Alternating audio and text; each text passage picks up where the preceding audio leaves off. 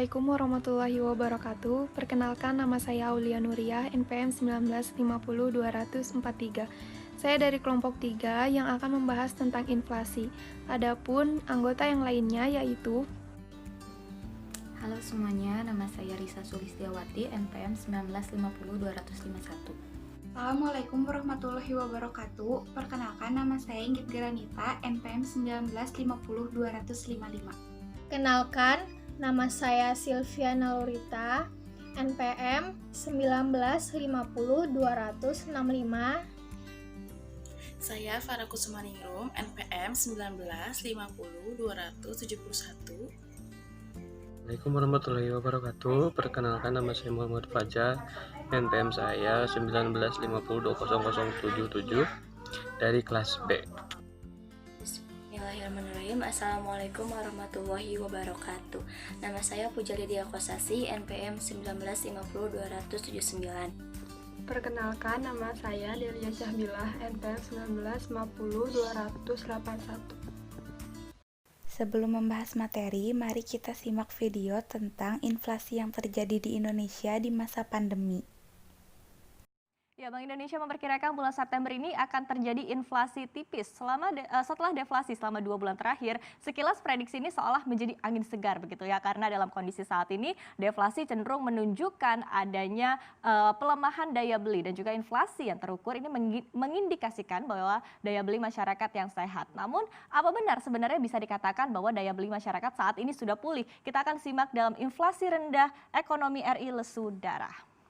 Nah, Bank Indonesia memproyeksikan akan terjadinya inflasi sebesar 0,01%. Ini adalah prediksi untuk bulan September 2020. Ini perkiraan ini mengacu kepada perkembangan survei harga ini pada minggu keempat pada bulan September ini. Nah, apabila proyeksi ini benar, maka inflasi September 2020 secara tahun kalender ini akan berada di angka 0,95% atau secara tahunan ini sebesar 1,48%. Nah, meski menunjukkan adanya perbaikan, angka ini rupanya masih lebih rendah dari target inflasi tahun ini, yaitu ada di kisaran 3%, plus minusnya adalah 1%. Penyumbang utama inflasi pada periode laporan ini antara lain adalah minyak goreng, ini 0,02%, kemudian bawang putih dan juga cabai merah ini masing-masing 0,01% secara bulanan. Dalam komponen inflasi, harga bahan pangan ini tergolong masuk ke dalam kelompok inflasi yang bergejolak, dan konsumen ini juga cenderung akan tetap membeli barang tersebut karena merupakan kebutuhan pokok. Jadi berbeda dengan barang-barang ataupun juga produk bahan tahan lama ataupun juga durable goods. Nah, inflasi yang rendah ini sejatinya dapat dilihat dari berbagai sudut pandang ya, seperti adalah keberhasilan pemerintah dalam mengontrol harga terutama kebutuhan pokok maupun juga penurunan daya beli yang rendah. Namun, fenomena yang terjadi pada saat ini most likely mengarah kepada alasan yang kedua, yaitu adalah penurunan daya beli masyarakat atau daya beli yang rendah. Mengapa? Jawabannya terlihat dari melambatnya inflasi inti. Kita lihat di sini yang berwarna hijau. Ini adalah inflasi inti yang hingga sekitar 2% saja begitu kisarannya. Nah, ketika inflasi inti ini terakselerasi, artinya konsumen ini masih mau membayar lebih tinggi untuk barang dan juga jasa yang sebetulnya harganya susah naik. Dan ini mencerminkan daya beli masyarakat yang sehat. Namun saat ini yang terjadi justru sebaliknya ya, adalah inflasi inti Indonesia ini terus mengalami perlambatan, bahkan semakin signifikan ketika pandemi COVID-19 merebak. Nah, jika inflasi inti bulan Januari hingga April masih mendekati angka 3%, komponen ini hanya terakselerasi 2% saja pada bulan lalu. Ini yang berwarna hijau ya, kita lihat di sini angkanya. Nah, sementara untuk memperkuat data tadi kita lihat seperti apa permintaan ataupun juga kinerja penjualan dari barang-barang yang termasuk ke dalam kelompok inflasi inti. Ini diantaranya adalah otomotif dan juga properti. Nah, dalam catatan Gaikindo pada Agustus 2020 ada sedikit kenaikan penjualan retail otomotif nasional, yaitu sebesar 5,2%. Nah, ini menjadi sebelumnya adalah dari 35.799 unit pada bulan Juli 2020 naik menjadi 37.655 unit pada bulan Agustus 2020. Namun, jika kita bandingkan dengan tahun lalu, rupanya kenaikan ini masih anjlok begitu 58% secara year on year. karena pada tahun 2019 lalu ini ada sebanyak 89.596 unit mobil yang terjual. Artinya adalah masih jauh dari kata normal, yaitu kata sebelum pandemi begitu. Kemudian kita lihat contoh yang lainnya, yaitu adalah dari sektor properti. Penjualan properti residensial pada triwulan ataupun juga kuartal 1 tahun 2020 juga tercatat turun secara signifikan. Jadi berdasarkan survei, penjualan properti residensial ini mengalami kontraksi minus 43,19% secara year on year, dan ini terjadi pada seluruh tipe rumah. Nah, kondisi ini bisa diartikan adalah daya beli masyarakat yang lesu karena pendapatannya berkurang atau memang dari konsumennya saja yang tidak mau spending ataupun juga berbelanja. Kita akan simak seperti apa datanya. Nah, memang di saat pandemi seperti ini ada istilahnya adalah cash is the king. Artinya adalah masyarakat cenderung menyimpan uangnya ketimbang dibelanjain ataupun juga dijadikan barang. Nah, kondisi ini untuk berjaga-jaga adalah in case cash ataupun juga uang tunai ini dibutuhkan sewaktu-waktu. Karena di saat pandemi seperti ini kita tidak tahu seperti apa yang akan terjadi ke depannya. Nah, kecenderungan untuk menyimpan uang ini terbukti dari pertumbuhan dana pihak ketiga ataupun juga DPK per Agustus tahun 2020 yang tumbuh sebesar 11,64% secara year on year, ataupun juga realisasi ini lebih tinggi dibandingkan dengan bulan sebelumnya yang tumbuh 8,53% secara month to month. Nah, sementara angka pertumbuhan kredit pada Agustus 2020 ini juga sebetulnya tercatat rendah, hanya sebesar 1,04% saja secara year on year, dan angka ini bahkan lebih rendah dibandingkan dengan penyaluran kredit per Juli 2020 yang tumbuh 1,53%. Nah, kalau kondisi kredit ini bisa dilihat dari dua arah, yaitu adalah dari permintaan masyarakat yang cenderung menahan berbelanja dan juga akhirnya tidak mengajukan kredit, sementara dari segi penyaluran perbankan ini juga cenderung lebih berhati-hati untuk menghindari adanya potensi kredit macet di tengah situasi pandemi seperti ini. Kemudian kita lihat lagi data lainnya yang juga menunjukkan fakta bahwa daya beli masyarakat juga rupanya masih belum kembali ataupun juga masih rendah. Ini adalah dari penerimaan pajak untuk pos pajak pertambahan nilai. Nah, berdasarkan data dari realisasi APBN di bulan Agustus lalu, nilai setoran PPN dan juga PPNBM pada periode Januari hingga Agustus tahun 2020 ini turun begitu ya, ataupun hanya mencapai 255,38 triliun rupiah atau ambles 11,59% secara year on year. Di periode yang sama, yaitu adalah dari bulan Januari hingga Agustus 2020, untuk setoran PPN dalam negeri ini mencapai 157,83 triliun rupiah ataupun juga masih ambles terkontraksi 6,2% secara year on year. Nah, dengan data-data ini artinya adalah inflasi yang biasanya didorong oleh demand ataupun juga permintaan masyarakat rupanya tidak terbentuk. Artinya tidak dapat dipungkiri bahwa daya beli masyarakat saat ini masih belum pulih dan juga masyarakat lebih cenderung saving ataupun juga menyimpan uangnya ketimbang spending ataupun juga berbelanja. Padahal perekonomian kita bertumpu pada konsumsi, dan untuk menyelamatkan ekonomi yang sudah jelas berada di ambang resesi, pemerintah dan bank sentral ini sudah terus menggelontorkan stimulus baik fiskal dan juga moneter. Meski demikian, rupanya vitamin-vitamin yang ditawarkan ini masih belum terlalu ampuh untuk memulihkan konsumsi masyarakat, apalagi tidak ada kepastian sampai kapan pandemi ini akan berakhir. Materi yang pertama akan disampaikan oleh saya sendiri. Pembahasan pertama tentang mewaspadai akan adanya penurunan daya beli. Rendahnya inflasi di masa pandemi ini mengindikasi bahwa terjadi penurunan daya beli masyarakat yang berdampak pada rendahnya permintaan sehingga inflasi selalu berada di angka yang rendah. Ditambah pemberlakuan PSBB yang dimulai sejak 10 April 2020, maka akan semakin menurunkan tingkat konsumsi masyarakat. Dengan kondisi pembatasan sosial seperti ini, maka diperkirakan hingga akhir tahun inflasi akan terjaga rendah dan sesuai sasaran yang ditetapkan, yaitu 3% plus minus 1%. Kebijakan yang dikeluarkan oleh pemerintah maupun bank sentral tersebut harus menyesuaikan dengan keadaan dinamika pertumbuhan ekonomi dalam perekonomian, baik itu pada sisi demand maupun supply.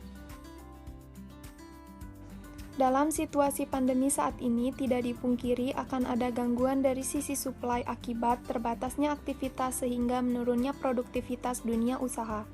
Oleh karenanya, Respon kebijakan yang akan dilakukan ialah melonggarkan kebijakan likuiditas perekonomian untuk merangsang peningkatan penawaran. Namun apabila tidak dibarengi dengan perbaikan dari sisi demand, justru akan semakin memperburuk kondisi perekonomian akibat daya beli masyarakat yang belum membaik. Dengan demikian, perlu ada kebijakan yang tepat dalam merespon perkembangan tersebut agar inflasi tetap terjaga rendah dan stabil namun tetap menjaga daya beli masyarakat guna menopang pertumbuhan ekonomi yang lebih baik. Tren inflasi yang rendah dengan realisasi rata-rata inflasi tahun 2018 hingga 2019 berada pada kisaran 2,9% di tengah berbagai ketidakpastian. Maka diperkirakan tren ini akan terus berlanjut hingga 2021. Materi selanjutnya disampaikan oleh Risa Sulistiawati. Selanjutnya, saya di sini akan membahas tentang pengaruh inflasi terhadap perekonomian Indonesia. Pandemi COVID-19 yang meluas ke seluruh dunia menekan perekonomian global, termasuk di Indonesia. Ekonomi global diperkirakan kontraksi, sementara pertumbuhan ekonomi domestik diperkirakan melambat. Pengaruh inflasi yang sangat beragam, namun pada umumnya, inflasi terjadi akibat ketidakseimbangan antara kebutuhan yang meningkat yang tidak disertai persediaan barang yang cukup. Sehingga, seperti hukum supply dan demand, harga kebutuhan pun akan meningkat. Salah satu penyebab lain terjadi inflasi adalah jumlah uang yang beredar yang lebih banyak dari yang dibutuhkan, sehingga harga barang pun cenderung akan naik.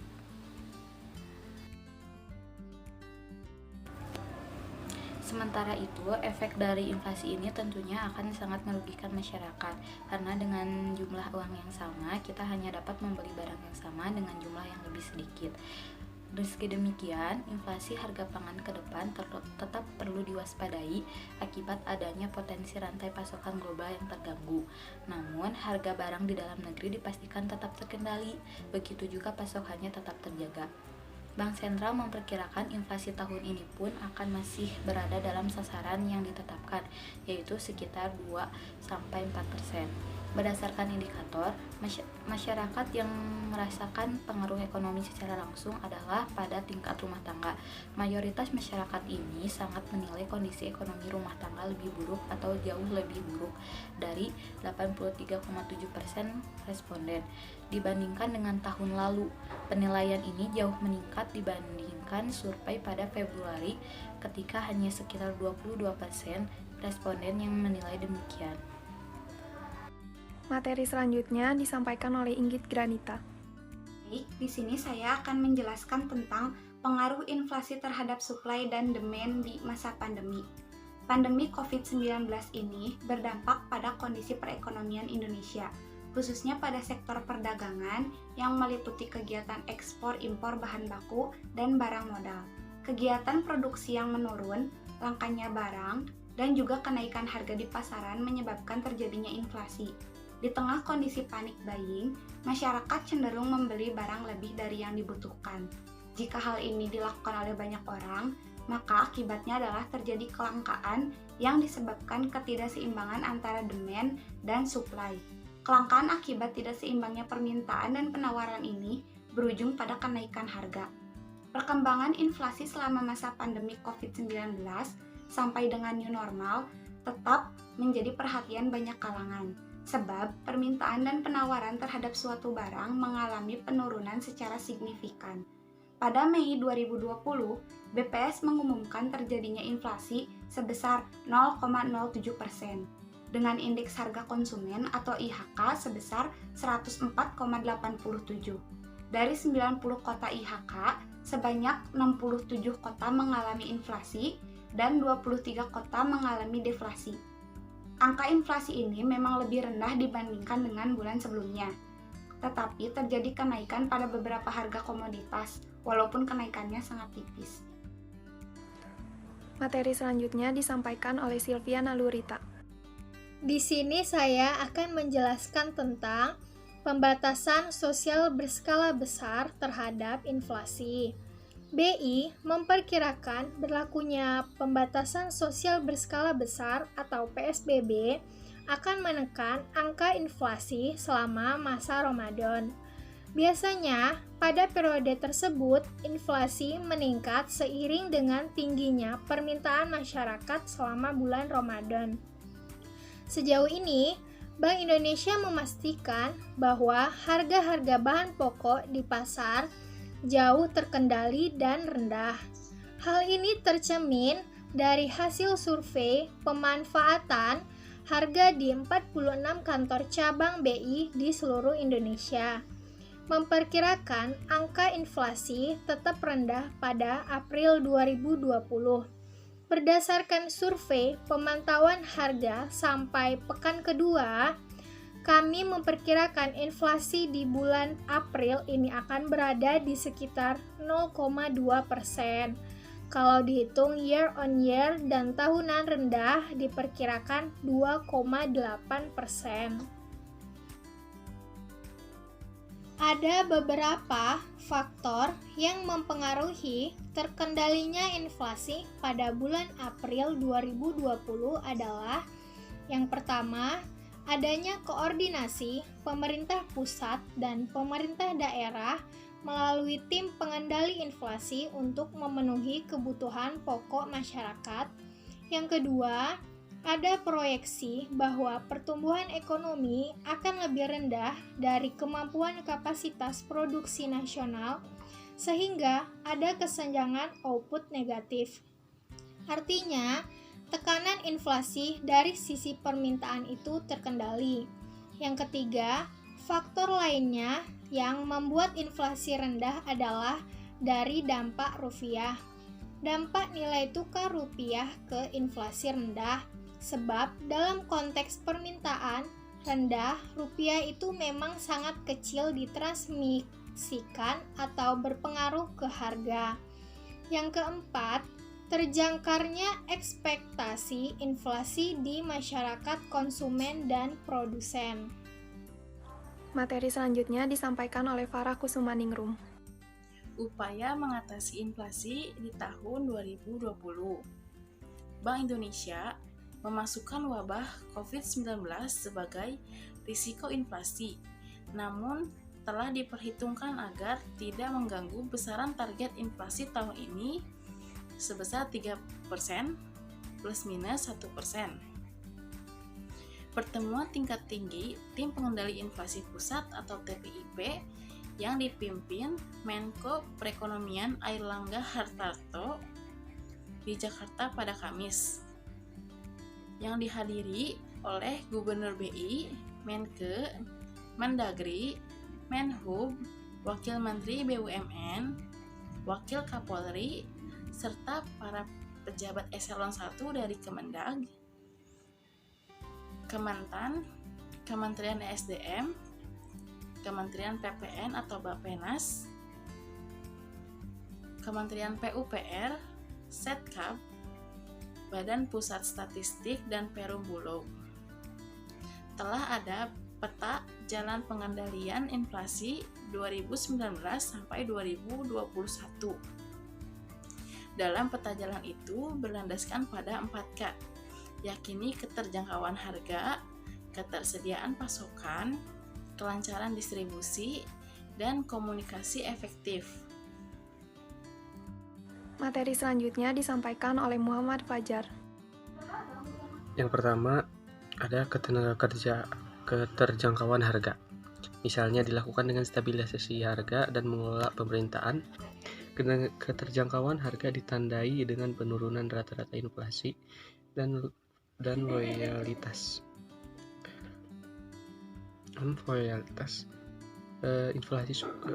Penurunan inflasi dan volatilitas inflasi 10 komoditas pangan strategis berturut-turut dalam 2 tahun terakhir.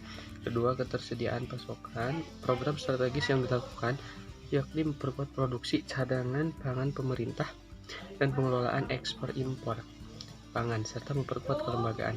Ketersediaan pasokan ditandai dengan rendemen beras lebih dari 63%. Tersedianya cadang pangan pemerintah khusus beras menuju 1 sampai 1,5 juta ton.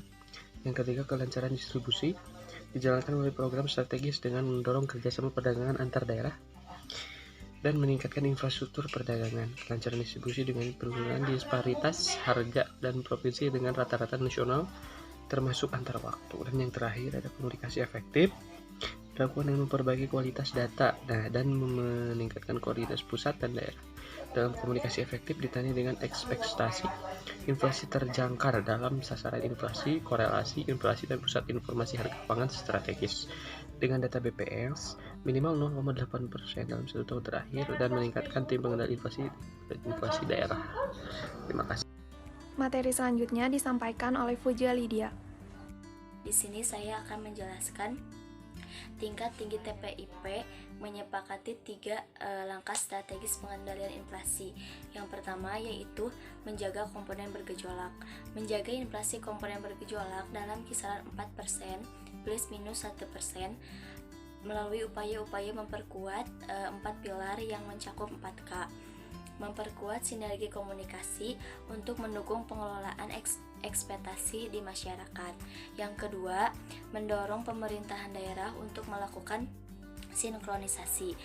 Mendorong pemerintahan daerah untuk melakukan sinkronisasi ini dilakukan dengan cara Dokumen Perencanaan Nasional atau RPJMN atau RKP dengan dokumen perencanaan dalam perencanaan daerah khususnya di bidang pangan. Yang ketiga, mendorong pemerintah untuk menciptakan deregulasi. Mendorong pemerintah daerah untuk menciptakan deregulasi atau omnibus law yang mendukung proses perizinan dan kemudahan berinvestasi. Melalui pendelegasian kewenangan perizinan dari kepala daerah kepada kepala Dinas Penanaman Modal dan Pelayanan Terpadu satu pintu atau DPMPTSP sebagai dasar pelaksanaan proses pelayanan perizinan. Yang keempat, melakukan pembinaan dan pengawasan penyelenggaraan pemerintahan daerah. Melakukan pembinaan dan pengawasan penyelenggaraan pemerintahan daerah melalui percepatan realisasi APBD untuk mendorong pertumbuhan ekonomi di daerah dan dalam rangka pengendalian harga. Materi yang terakhir akan disampaikan oleh Delia Syahbila. Nah, di sini ada strategi pemerintah dalam mengendalikan laju inflasi agar tetap sesuai dengan angka sasaran 2020. Yang pertama ada keterjangkauan harga.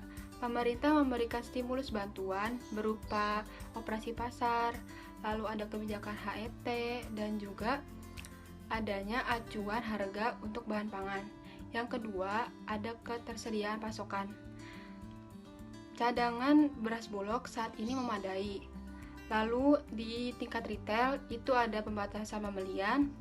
Lalu pemerintah juga memberikan relaksasi impor khusus untuk komoditas tertentu. Yang ketiga ada memastikan kelancaran distribusi.